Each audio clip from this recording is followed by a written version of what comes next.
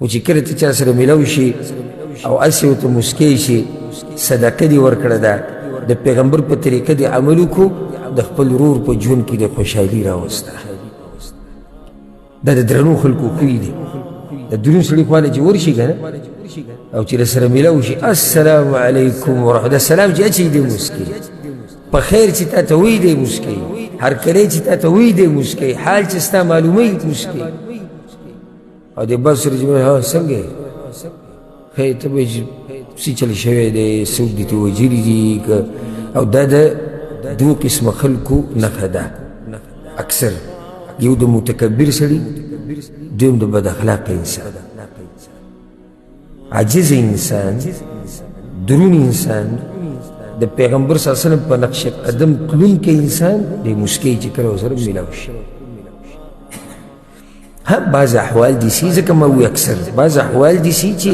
لکه و سړي باندې غمي مسله هغه جدا احوال دي خو نور عام اوقاتو خبره کوم چې داسې قسمه انسان سره میلاو شي نو هغه صحیح هغه مسکی او د داسې سړي خلک د داسې سړي خواله خلک ځي د داسې سړي خواله خلک ځي ځکه بعض کله کوي دا چې کوم سړی مسکی دی دی یو قسمه جادو کوي به د خلکو باندې جادو مطلب یعنې هسې داسې تعبیر د جادو کوي خو معنی ده چې دی دا خلک ځان ته راکاږي د خلکو د زړونه خپل طرف ته راکاږي او دا د انسانانو فطرت دی چې هغه مخې ډېر خوښي که مخ چې پړقېږي او پړقېږي هغه مخ چې هغه صحیح هغه مسکی او بل چې دینداري پکې هغه مخ پړقېږي ذکر یې دوه قسمه خلکو سره ناسته ډېره مزه کوي یو چې مسکی او هر وخت مسکی او دویم چې دینداری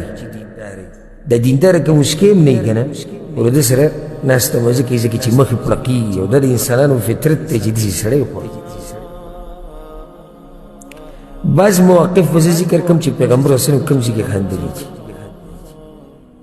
او زړه به باغ شي چې د خپل پیغمبر په باره کې څومره یې زده کوي دا زړه به ښه خوشحالي دا داسې موضوع ده چې دا یعنی ختمېدونکي هم نه ده که اوس یو سړی ماته دا ووایي چې سیرت ته بیان کو اوس دې دا مسله شروع کړه چې خپل پیغمبر وپېژنه دا مسلې به ختمېږي کله دا هلې چې کله زمانه سم شي د هغه وخته پیغمبر صلی الله علیه وسلم سوکو څنګه و کله دا ټولې خبرې دا د مرګ پورې زمونږ موضوع ده او چې دا تی لرکې او توحید تی لرکې نو پاتې شو او دا خو فرق دی په موږ او په هغه نورو کې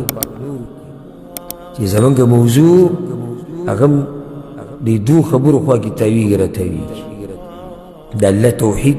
د پیغمبر تابعداري نو د الله توحید